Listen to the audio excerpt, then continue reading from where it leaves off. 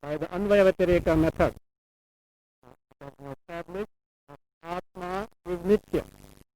Panchakoshas, five koshas get negated at certain stage, one stage or other. So therefore five koshas or the three bodies cannot be Atma.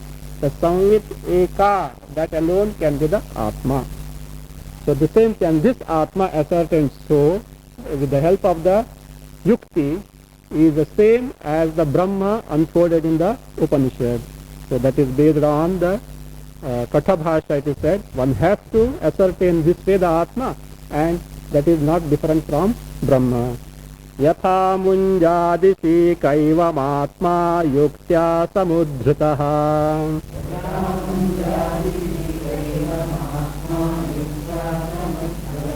Sharira tritaya dhirai param brahmaiva jayate.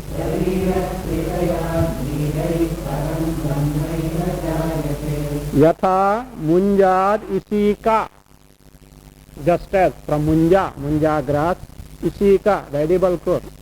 It seems in Tamil Nadu there is a particular type of darbha grass which has got the thorns around, and inside something, this thing is there which has to be which can be extracted by a certain knack. Otherwise you will get the thorns and your fingers will be cut. Maybe this illustration comes many times, but I have not seen what is darbha, this munja grass or anything like that. But it is clear. So there is something edible thing is there inside, and it is covered by some thorny something, and you have to, with care and alertness, you have to separate it. That is what it is meant. Okay.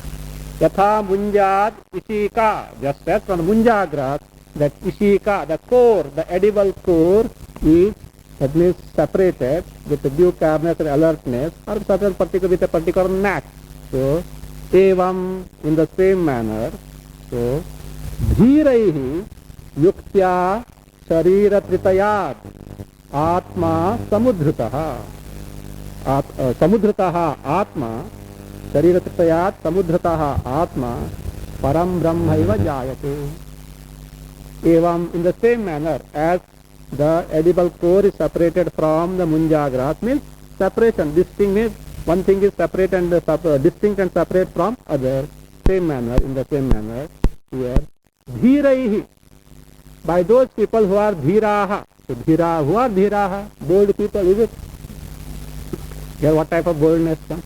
Of course, some boldness in the sense of intellectual, the values, etc. is necessary. Here what is meant is dhiraha, dhiraihi, brahmacharyadi sadhana sampannaihi adhikaribhihi. So those who are endo, who has got adhikaritva, who have got the eligibility to gain this knowledge. How do they get the eligibility? Brahmacharyadi sadhana sampannaihi. Those who are sampannaha, so those who are endowed with the sadhanas, that means the qualifications in terms of brahmacharya adi, means all sadhana chatursha sampatti comes, viveka, vairagya, shamadamadi, shakka sampatti, mumukshutva, antakarana, shuddhi, amanitva, adambitva, ayusa, kshanti, arja, all these come there. So all these come to get only one thing. What is that? The required frame of mind. So it is the essential. So those who are endowed with that preparedness of the mind, they are dhiraha. So dhiraihi. So otherwise dhiraha means dhiyam rati iti dhiraha. One who makes proper use of dhi, intellect, he is called dhiraha. So dhiyam rati. So one who makes proper use of the intellect is called as the dhira. What is the proper use of intellect?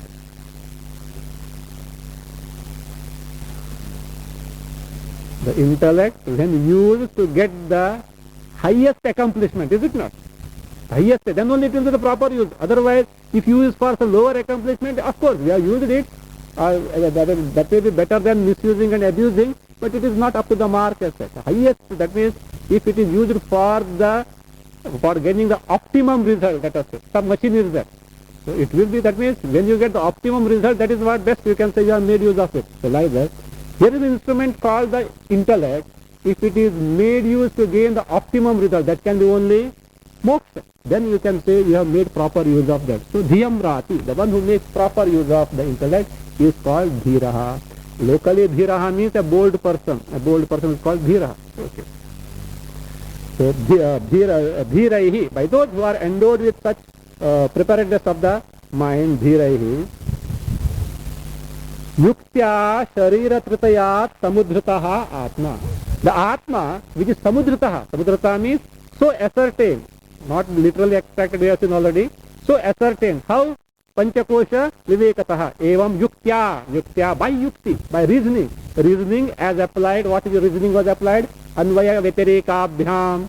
So anvaya vyatirikabhyam, by the anvaya vyatirika, so by that reasoning, how as we have ascertained how the Atma is distinct and different from Panchakosha, so in that manner, Sharira Tritayat, now in the place of Panchakosha he uses the word Sharira Tritayat, the three bodies, as we have seen, same as the 5 sheets. So Sharira Tritayat Samudhritaha Atma.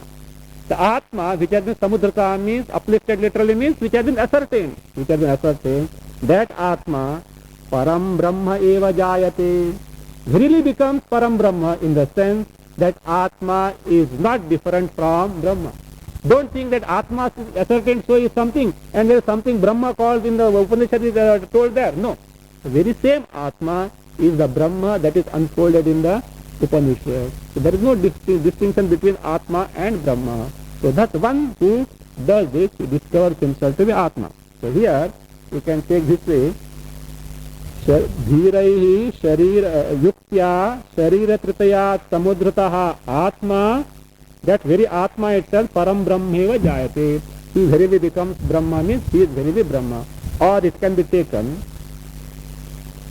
यथा मुंजादिशिका एवं युक्त्या शरीर धीरैहि, of course धीरैहि युक्त्या, so शरीर तृतयाद आत्मा शरीर त्रयाद Atma samudhritaha chet, in case dhiraihi, so by dhira or dhirena, whatever a person, if such Atma is samudhritaha chet, if it is ascertained, then what happens?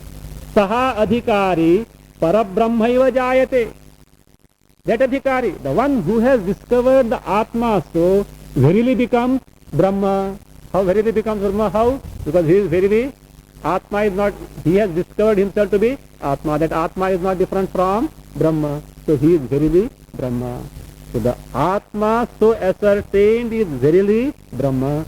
Or the Adhikari, the person, Mukshu seeker, who has got required qualification, who has ascertained the Atma in this manner by Yukti Anvaya Vyatireka as told here, he verily becomes Brahma means his very nature is Brahma only. So that is, either way it means that Atma is Brahma, and one who has got the knowledge of Atma discovers himself to be Brahma. So Brahma eva jayate. So how did the chapter start? Tatpadamburujadvandva seva nirmala chetasam sukhabodhaya ayam tatvavekaha vidhiyate. So this tatvaveka is told for Sukhabodhaya, of those people who have got the prepared frame of mind. So what has it done so far? Tatvaveka has done or not? This Atma, which is verily the Brahma, is the Tattva, one's own real nature. He has discriminated and presented to you what the Atma is, which is not different from Brahma. So the job of the chapter is over.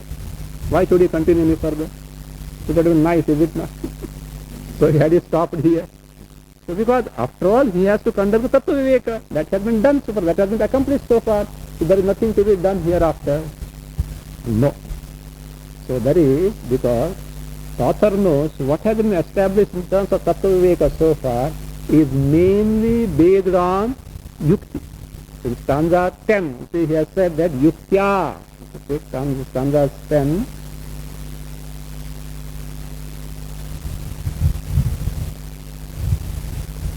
Itham Satchidananda Atma Yuktya.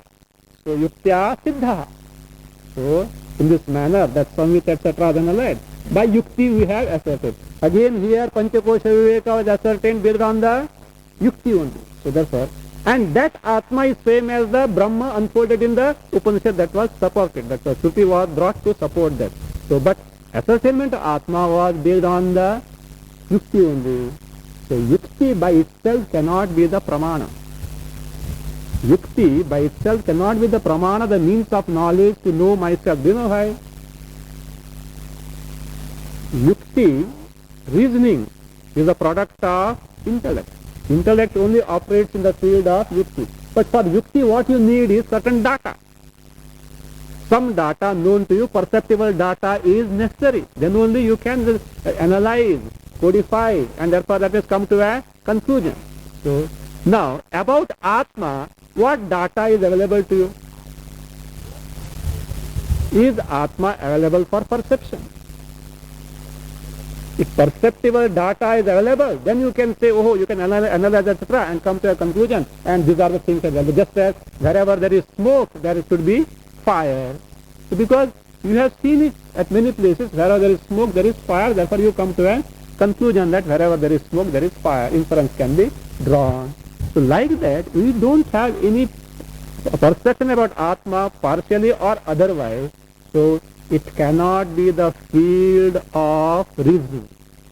First thing, it cannot be the field of intellect, and therefore it cannot be the field of reasoning.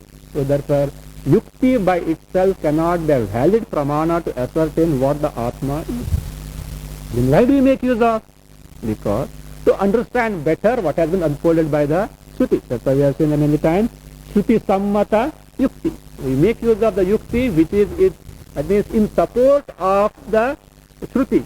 So to understand better the statements of the Shruti, the Vedas. So because it was established so far merely based on yukti, so that means the unfoldment is not complete. So just to support what I have established so far about the real nature of Atma based on yukti is not my Kapola Kalpita. The author wants to make it clear. It is not my brainwave that I have done it. The same thing has been unfolded by Shruti, and where it has been done by Shruti, that he is going to unfold with the help of the Tattvamasi Mahavakya in Chandogya Upanishad. The Shvetaketu, the student, the son, was taught by his own father, Uddalaka. So, O Shvetaketu, that Brahma is really your real nature. Tat Tvam Asi. So it is not something purely based on logic as such, reasoning as such.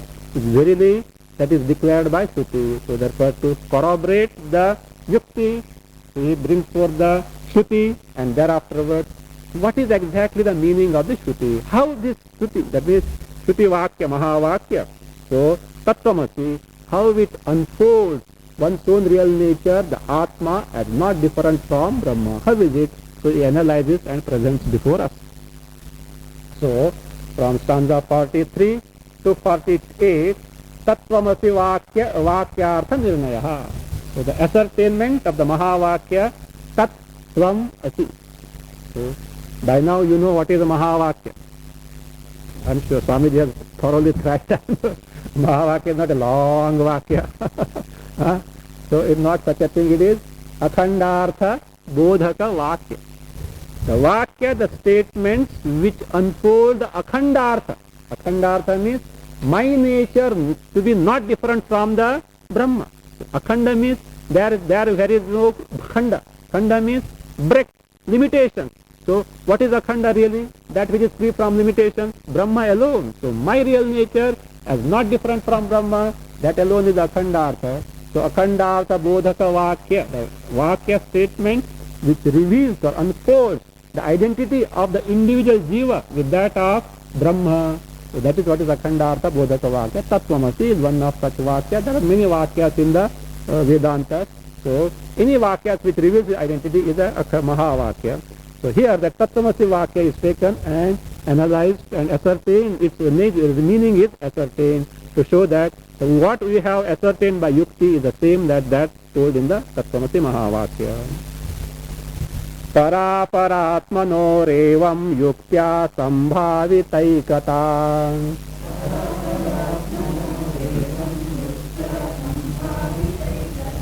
Tattvamasyadi vakyaisa bhagatyagena lakshate.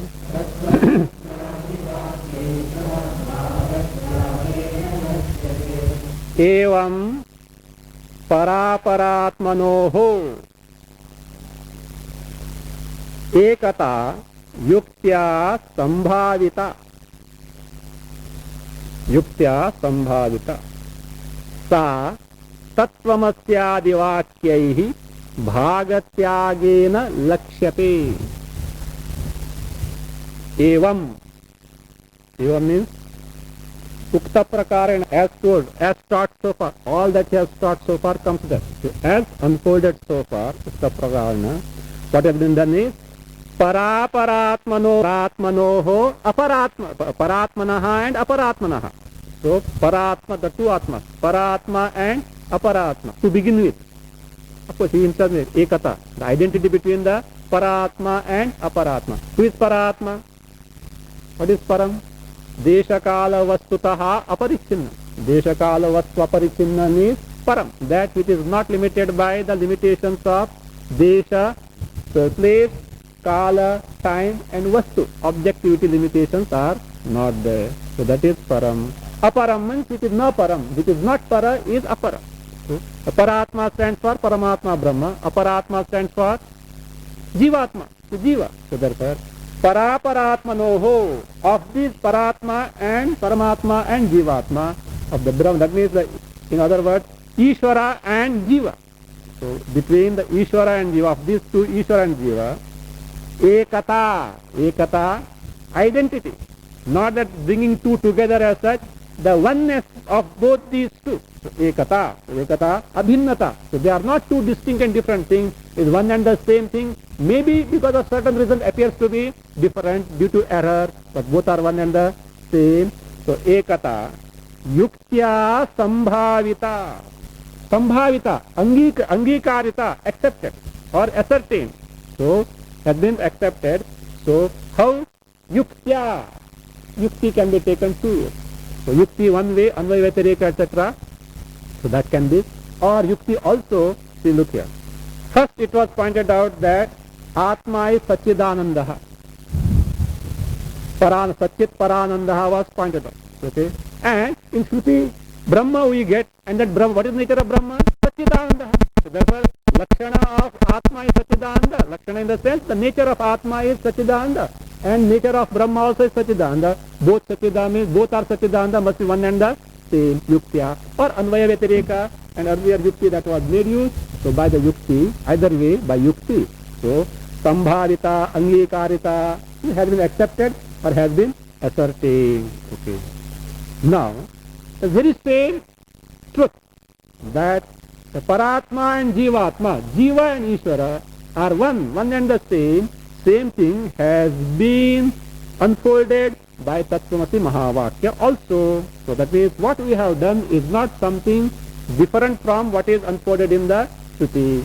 Sa, so Sa means Sa Ekata, that identity between Paratma and Jivatma. So Sa, Tattvamasyadi Vakyaihi. So by Mahavakyas, like Tattvamasi, the sample Mahavakya is taken, Tattvamasi, Adi. Adi can be anything. Ayam Atma Brahma, Aham Brahmasmi, Prajnanam Brahma. Any number of Mahavakyas can be taken by this, but we have the sample analysis being conducted with respect to Tattvamasi. So by this Mahavakya, Tattvamasi, by that Bhagatyagena Lakshyate.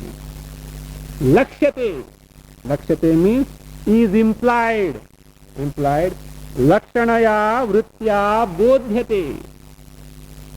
Bodhyate is made known. That means is made known or unfolded by Lakshanaya Vritya. By what is called as Lakshana Vritti. Lakshana Vritti by the implied meaning. So how, for that what is done? Bhagatyagena. We are going to see in detail what is Lakshana Vritti. We will see that. So otherwise, because that same thing is applied in the 47th stanza. So how, for that is done to arrive at the implied meaning of this Tattvamasi Mahavakya. For that, Bhagatyaga has been done. Tyaga is giving up of Bhaga. Certain portions, certain things are given up in the sense, what are given up is Viruddhansha Parityagena.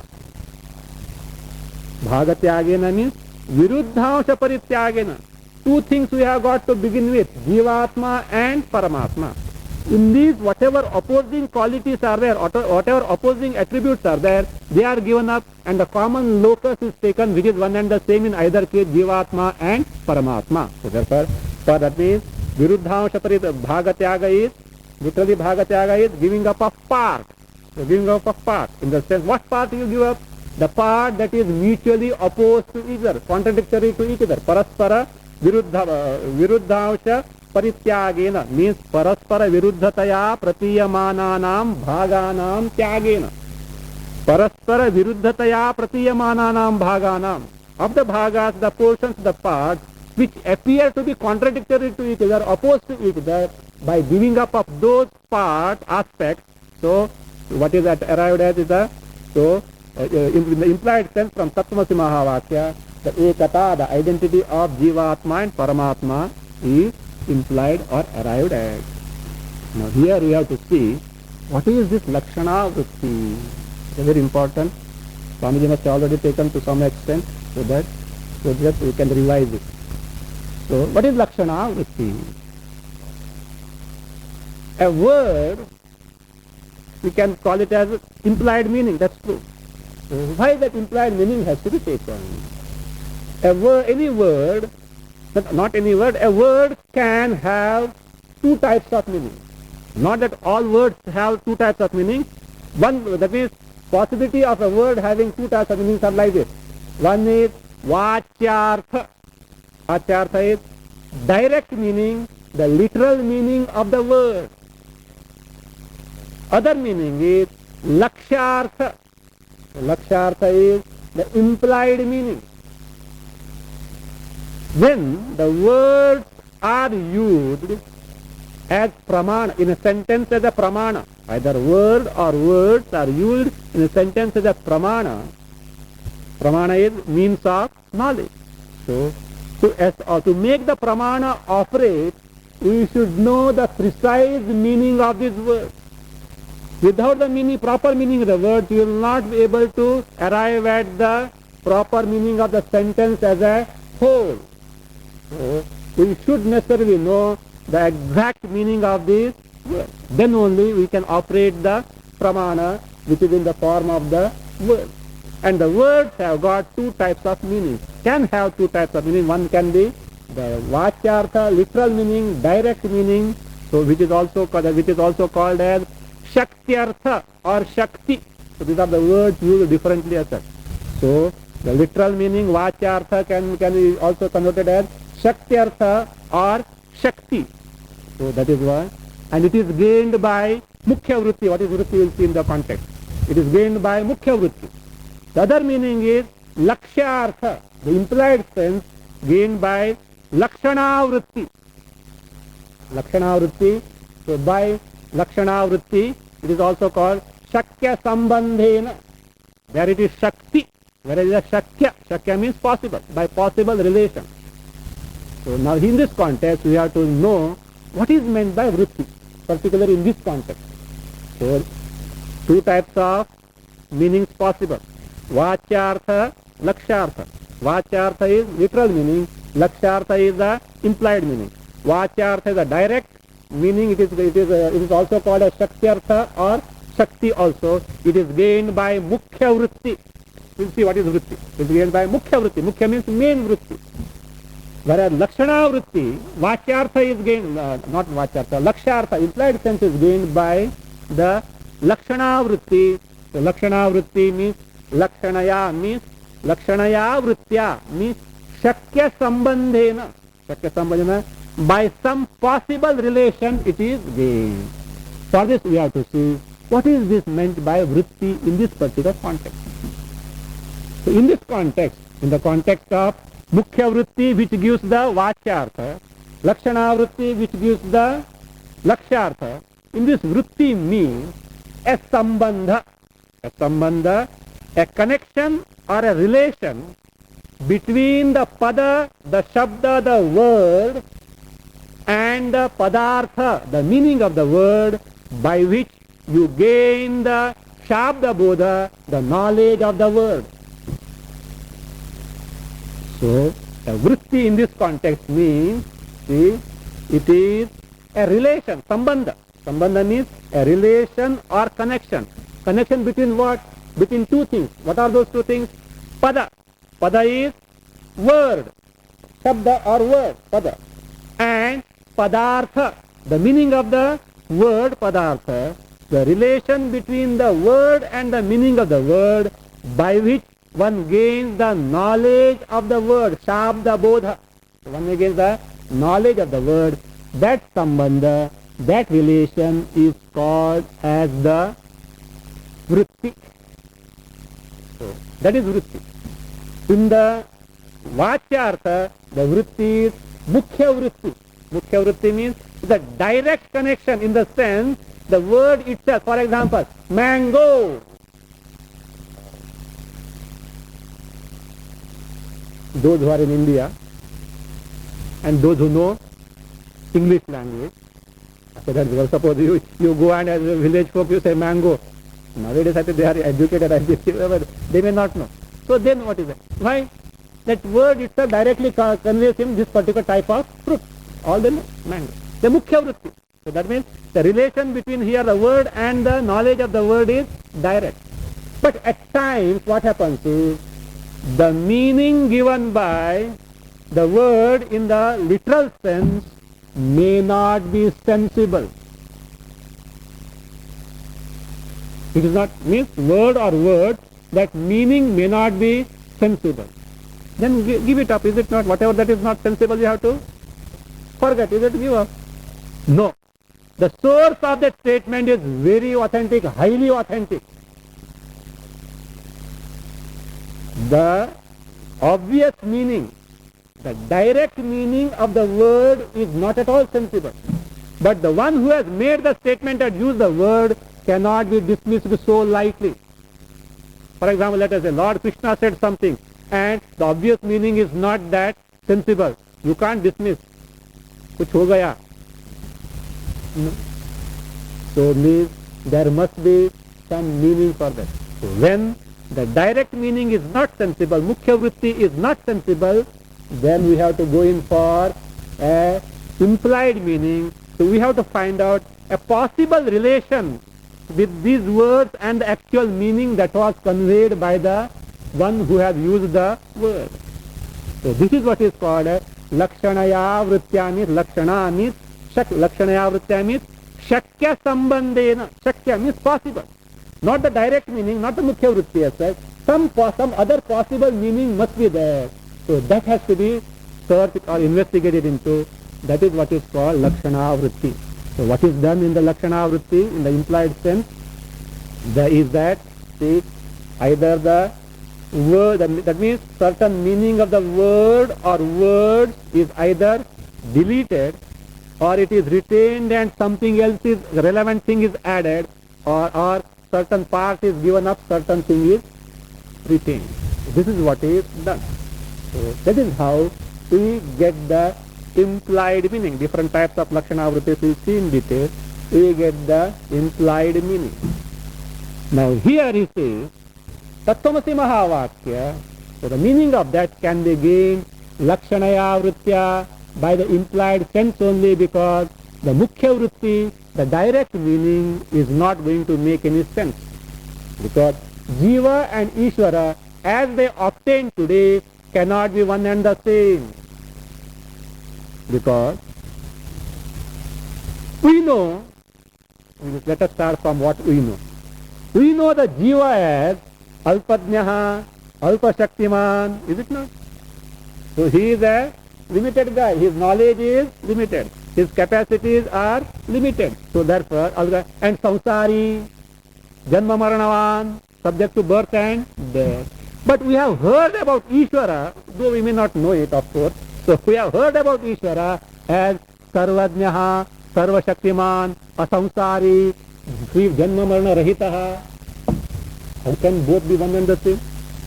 It is not possible for both to be one and the same. So therefore, Tat Tvam Asi, we will see that what is the meaning of Tat and Tvam will be explained in detail, but just for our analysis, if Tat stands for Ishvara, Tvam stands for Jiva, both as they obtain, this cannot be a sensible statement, because we can't reconcile the identity between these two things. They are totally opposed to each other. And yet, who has made the statement? Shruti. If some layman has told that, we could have straight away dismissed him. But Shruti has made this statement. Shruti cannot be wrong. So therefore, we have to find out some other possible connection, some other possible meaning. That is what implied meaning has to be found. Okay? So therefore, now a question arises: why in Vedanta Lakshanavritti is being used? What is wrong if we use the Mukhya Vritti?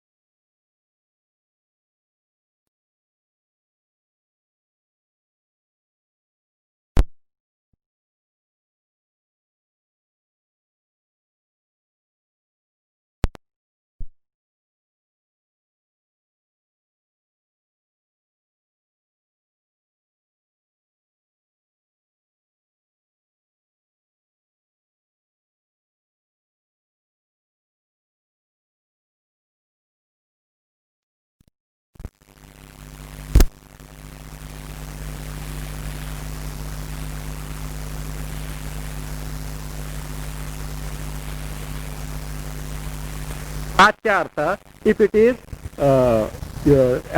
applied, what is wrong in that? Why you go in for an implied sense in the Vedanta? What is the subject matter of Vedanta?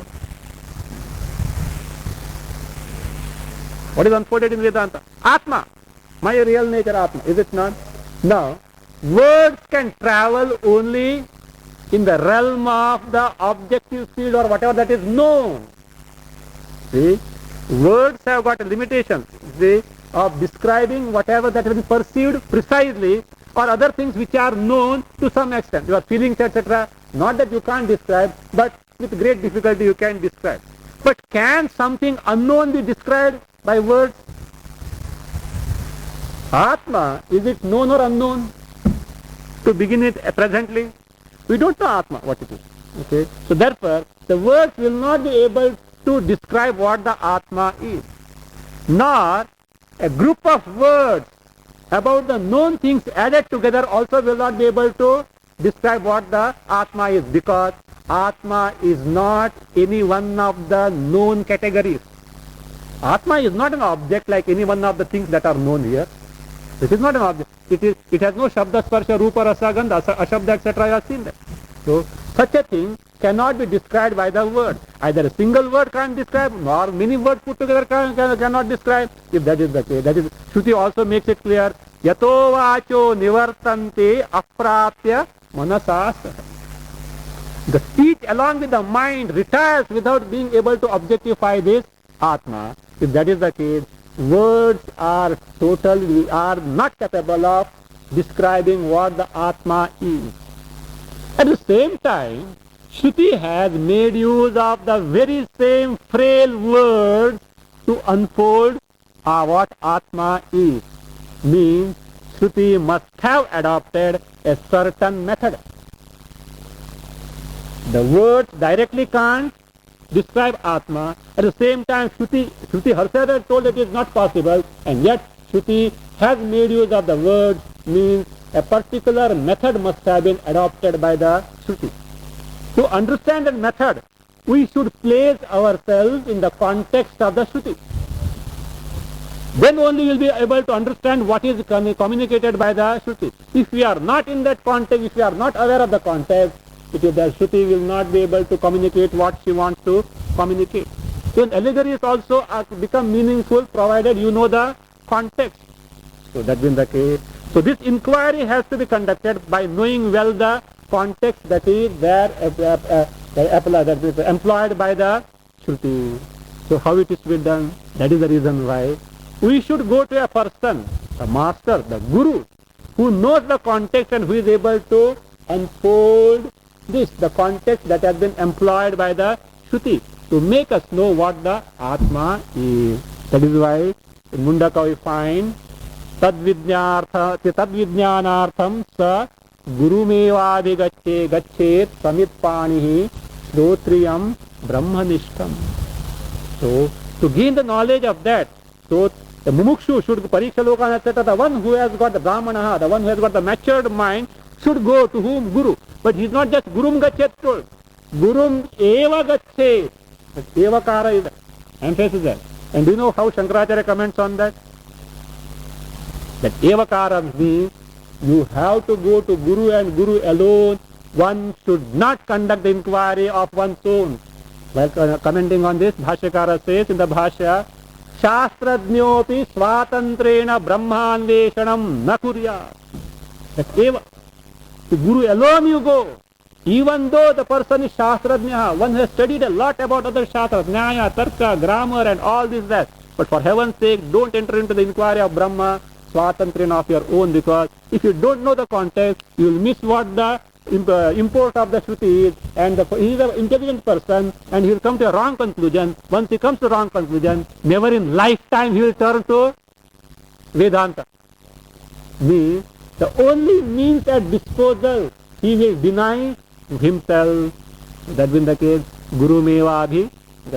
Why the context is known. You see, this is very important. You know, in the Rishikesh Hardwar circle, the sadhus tell one story about this. Where that context should be known to know what the Shruti or Vedanta has to is going to communicate. They say there were two persons, Mr. Veda and Mr. Acharya. And these two guys were always traveling together. They were always moving from place to place together. In fact, if you happen to go to Rishikesh and if Swami Tarananji speaks to you, he may tell you this story, perhaps. So, these two guys, Mr. Veda and Mr. Acharya, they were always going together. And what this Mr. Veda was doing was, he used to make a statement, the meaning of which is not clear, is generally not clear. And Mr. Acharya used to come and comment upon, he used to give a bhashya on that. So commentary on what Mr. Veda says. So one day what happened was, Mr. Veda made a statement. A very tender lamb ate the tender leaves of the huge banyan tree on its top branch itself, not plucked leaves, okay?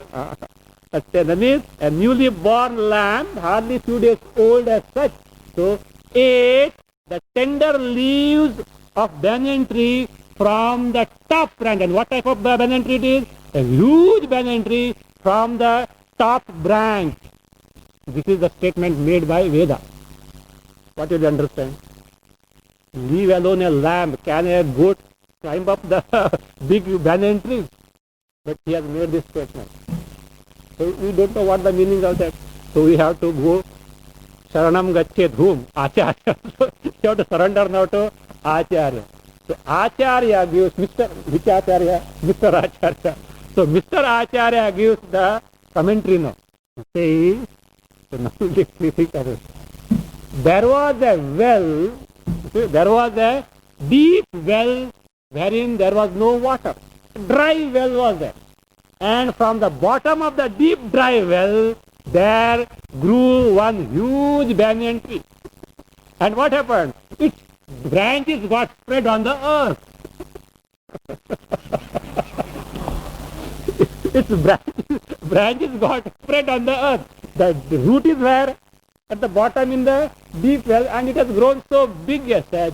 The lamb which is so tender came and ate the tender leaves from the top branch without plucking on it. Clear or not? So this is Acharya's job.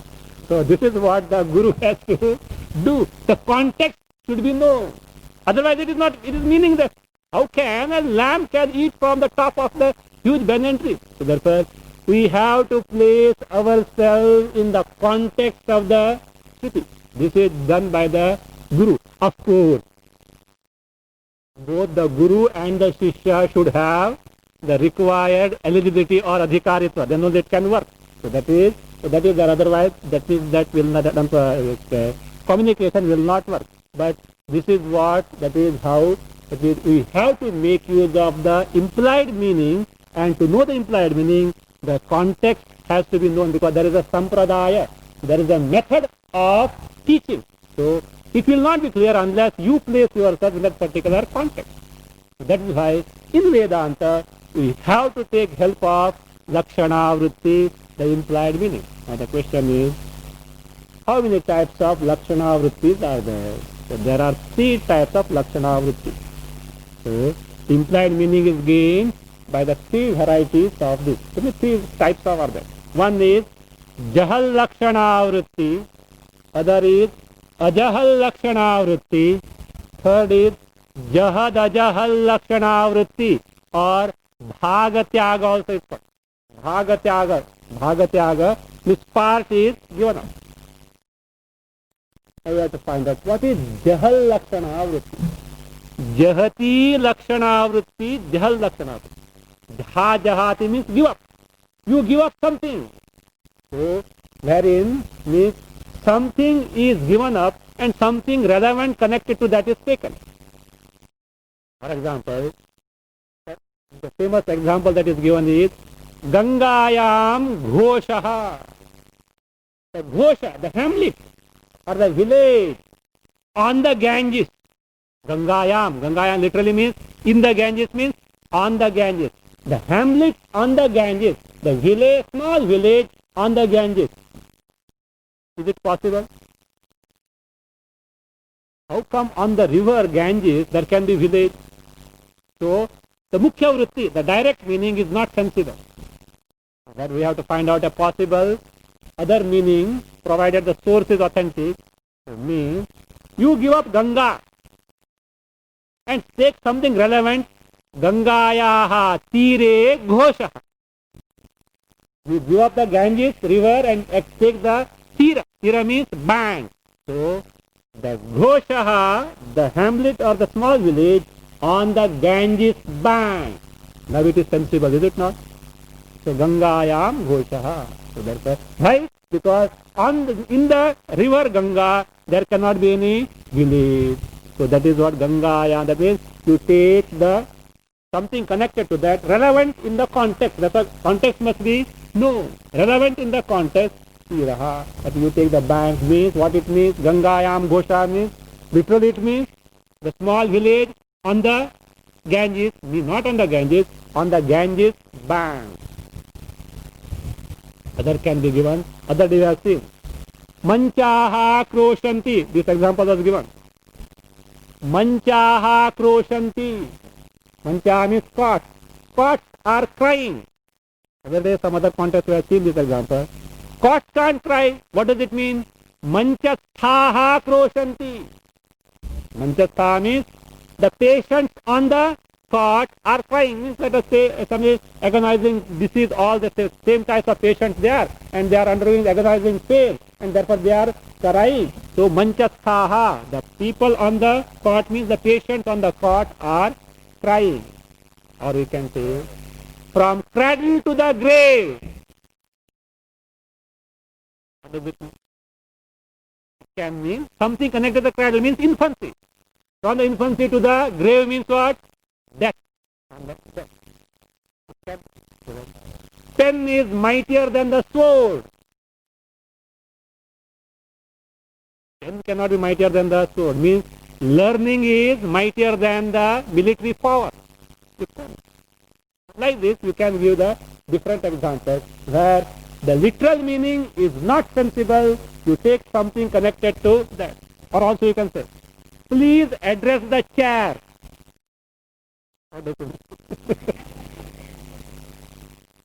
Please address the chair means please address the chairman.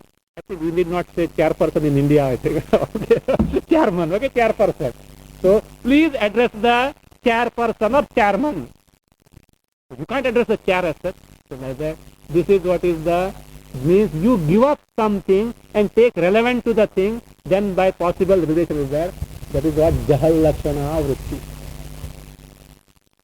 Ajahal Lakshana Vritti, nothing is given, but something is added to that. Without giving anything, something is added, then the statement or the word becomes meaningful. So we can say this Shonaha Dhavati, Shono Dhavati or Shveto Dhavati. Shonaha means red. Red runs. What does red run? Red is a color. Color can't run. Sodaha Ashwaha Dhavati. Context is race course. If you in the context of race course, Coimbatore is the race course. Race course, no, that is a road. There is nothing race course, I think. No, earlier address of Shruti Seva Trust, race. I was writing race course road. I asked Amma, she said there is nothing called race course here. Race course road. It's just only a road it is.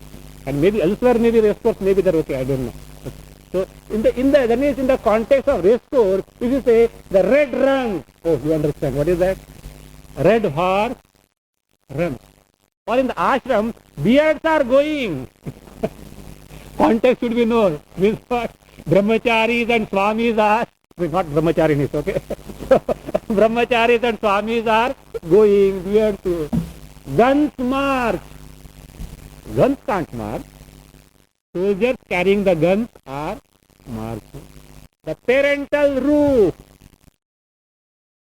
What does it mean? House. Parental house. Something connected to the roof. Many hands make the work light. Many people make the work light. He should earn his daily bread. He should earn his daily food. You don't only eat bread only. Earn your food. So like this, so this is what Ajahal Lakshana Vritti, wherein nothing is given up, something is added to that. Third one is Bhagatyaga Lakshana or Jahad Ajahal Lakshana Vritti. Or it is also called Viruddhansha Parityaga Lakshana Vritti. Bhagatyaga means what is done is the Viruddhansha Parityaga, mutual opposing factors or aspects are given up and other things are retained. That is what is called as a Bhagatyaga Lakshana Vritti. So for that we can see the famous example is Soyam Devadattaha. Is actually cited in the 47th stanza. So this is that Mr. Devadatta. How is it possible? Listen. This and that, are they one and the same? Different. How can be this and that same? So we have to see the context. Let us see. You had just going somewhere out. And a friend of yours was talking to a gentleman. A gentleman in safari suit, just standing near a white Mercedes car or some Impala car. And your friend was talking to him. The moment you went there, he told, hey, do you know this person? You saw him from top to bottom, but you could not recollect him. With apologies, he said, no. Hey, you don't know him. Hey, what is this? This is that Mr. Sharma. Not any person, okay, Sharma, etc. is there because what is going to come after. This is that Mr. Sharma. Because I was using the word Gupta without relating to anyone else at Bombay. Afterwards I recognized, by God, I should not use it because I read a newspaper and I got some news report as such. So I am connecting it to a builder. Or maybe other thing. There I came to know one Mr. Gupta belonging to some Galaxy builders had committed a murder. So I said, my God, better not use that word. So therefore, Mr. Sharma is not related to anyone else because I don't know. Now this, do you know, this is that Mr. Sharma. Now, this person I know, that he says, that Mr. Sharma. So we have to know the context. The context you know. The context is like this. 20 years back or 15 years back, yourself and that friend of you had been to Varanasi. Varanasi?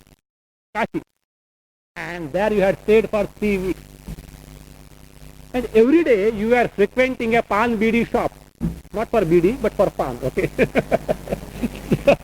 So, you had the habit of chewing the betel leaves, the pan, pan patti. So, you were frequenting, and the shopkeeper was Mr. Sharma. Mr. Sharma in a small shop running his business of pan bidi. Poor fellow, wearing the dirty torn clothes. And but he was a very sweet person, talking to all the time. 3 weeks we were very chummy with that person. Okay. Now 20 years have elapsed, and now you are finding him. Your friend is talking. Do you know now who he is? He is a builder. Where? In Bombay. Okay. He is a builder now, or in Coimbatore. And therefore he is how much now? He is a multi-billionaire, not millionaire. He is a, you can, overnight you can earn the money. He is a multi-billionaire. Now, when your friend says, this is that Mr. Sharma, what does it mean? What that this means and that means that. This stands for this gentleman in the safari suit with a car and with a posh clothes, etc. Now, is a rich person, so this gentleman, and where? Here in Coimbatore. And when? Today, in 1991, in the month of June. These are the things that are attributed to this. Whereas that Mr. Sharma, that one applies to what? Not Coimbatore, but Varanasi. Not 1991, but 1971, 20 years back. Not the rich person with the Impala car, but that very poor fellow with a small pan bidi shop. So that is that shopkeeper. Are these both one and the same? Paraspara Viruddhansha. So Coimbatore is not Varanasi. 1991 is not 1971. This rich multi-billionaire is not the poor. The builder is not the poor shopkeeper. This rich person is not the poor man. So these are totally different persons.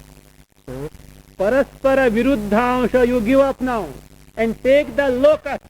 What is locus? The individual. That person and this person. Are they one and the same or not? Soyam Sharma. That Sharma is this Sharma. Therefore, the mutual contradicting or opposing factors we have given up, and the common denominator, the common locus, the individual has been accepted. This is the meaning of this Soyam Sharma or Soyam Devadatta. Any meaning in Devadatta in olden days, Devadatta, Yajna Datta, Vishnu Datta, Vishnu Sharma, these are the names popular in those days. So this is that Mr. Sharma or this is that Mr. Devadatta. Means Tatkala, Taddesha, Tatkala, Vishishtaha, Sharma or the Devadatta. Etatkala, Etaddesha, Vishishtaha, Devadatta. From this what you do? The opposing factors. Taddesha, that desha. Tatkala, that time. Etaddesha, and this place, this time, Etatkala, you give up. They are opposed to each other. Bhaga Tyaga, you give up. And the Ashraya, the locus, the Devadattaha, the same individual is accepted. Is it not? This is what it is. By this we can certainly understand the meaning of the Soyam Devadatta, though literally that and this cannot be one and the same. In the context, by giving up certain aspects which are opposed to each other, you can arrive at the sensible meaning which is the implied meaning. For example, in this case, if your friend says, I am Devadattaha, if he has told you, I am Sharma, this is Sharma, or this is Devadatta. If he says, what does it mean? You will take him to be an entire different person. You will not be able to relate him to the gentleman whom you had met 20 years back. Will you be able to correlate him? After all, he is Devadatta. You must say, some gentleman, your friend is talking and he is introducing you. This is Mr. Devadatta. I am Devadatta. Or I am Sharma. Or he says, Saha Devadatta, Saha Sharma. You may think that here he is talking to someone, but he is just asking, he is just referring to some Devadatta whom I know earlier. But you will never be able to correlate this person as the same person. You have to make it as a statement. This is that Devadatta or Devadatta. In the context, the words become meaning. This is what is called Jahadaja Lakshana Vritti means you give up something, you add something. So that is what is Agatyaga or Viruddhansha Parityaga. तत्वमसि महावाक्य सा भागत्यागेन लक्ष्यते. That ekata, that identity between Jiva and Brahma, Ishwar, Jiva and Ishvara is indicated by or communicated by implied sense by using the Bhagatyaga Lakshana Vritti or Jahadaja Lakshana Vritti or Viruddhasya Parityaga Lakshana Vritti. By the by, in English, see, two things we get somewhat similar to Lakshana Vritti. Jahal Lakshana Vritti and Ajahal Lakshana Vritti, we get something similar. The figure of speech in English corresponds to these two vrittis. So, that is called as metonymy. Metonymy, that is what they say, means to speak of something by the name of something which is closely connected to that. What is that? That is what is that? So, not metonymy. Metonymy it is, not metonymy. Metonymy. M-E-T-O-N-N-Y-M-Y. Metonymy. N, yes, N. No, metonymy, not nymy. So that what is done is by speaking of, you are speaking of something by the name of something other closely connected to it. That is where you can say, see, pen is mightier than the sword. Pen means what you do? Learning connected to the pen you take, and you take the sword means military power. That way you can take something connected. Other one, Ajahal Lakshana Vritti, they call as synecdoche. Synecdoche, they say synecdoche is something close to the other one only. At the same time, what is that? It is a figure of speech where whole and part is used. You use the part to connote something whole. So, for example, my bed is under the stars. My bed is under the stars. It means my bed is under the sky. Where are the stars? In the sky. So it is under the sky. So like that it can be made with the. So wherein that means some part is used to denote the whole. That is what they say. With only figure of speech we get something connected to the means somewhat connected to Lakshana Vritti. Jahadaja Lakshana Vritti, they don't have anything else. So we don't get anything corresponding to the Jahadaja Lakshana Vritti. So that's all. So, of course, there it is in the context of figure of speech. But in our case, it is in the context of Lakshana Vritti. We are seeing in what context? Pramana.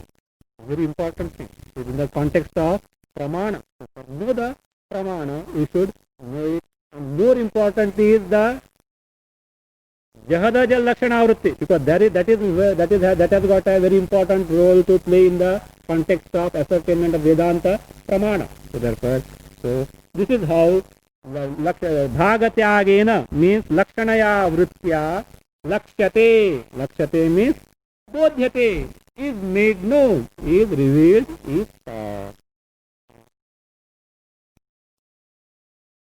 Now we have to find out, no doubt, with the help of Lakshana Vritti, the actual meaning of the Tattvamasi Mahavakya. To know this meaning, we are supposed to know the meaning of the words that are used in the Mahavakya. Tattvamasi Mahavakya uses three words. Tat, Tvam, Asi. Asi means you are. That's all. It's the verb of being. That's all. Okay, the question is, what is Tat and what is Tvam? If you don't know the context, you know what will happen? Tat Tvamasi. Tat Saha Gardava. I want to say further. I think there is a donkey in the ashram also. so Saha Tat It is what? It will be a very wrong context it will be. So therefore, you are supposed to know what is the context of the Mahavakya. Therefore, number 44, what is the meaning of Tatpada? That is the Vachyartha. That first we should look to arrive at Lakshana Vritti or implied sense. First you are supposed to know the Vachyartha, literal meaning. First you should know, and then you should discover that literal meaning doesn't apply. There is no sense in the literal meaning. Then you have to go for Lakshana Vritti. Otherwise, if you go for Lakshana Vritti, you are bringing some Kapola Kalpita. You are thinking too much. It will be. First, we should know the literal meaning and the context to make it to know that the literal meanings cannot apply here. We are forced to go for the implied meaning because the context is that given by Shruti. Shruti cannot be wrong. Then we can ascertain what the implied meaning is. What is the literal meaning, Vachyartha of Tatpada? Then what is the literal meaning of Sampada? Then how we arrive the Pada Lakshana.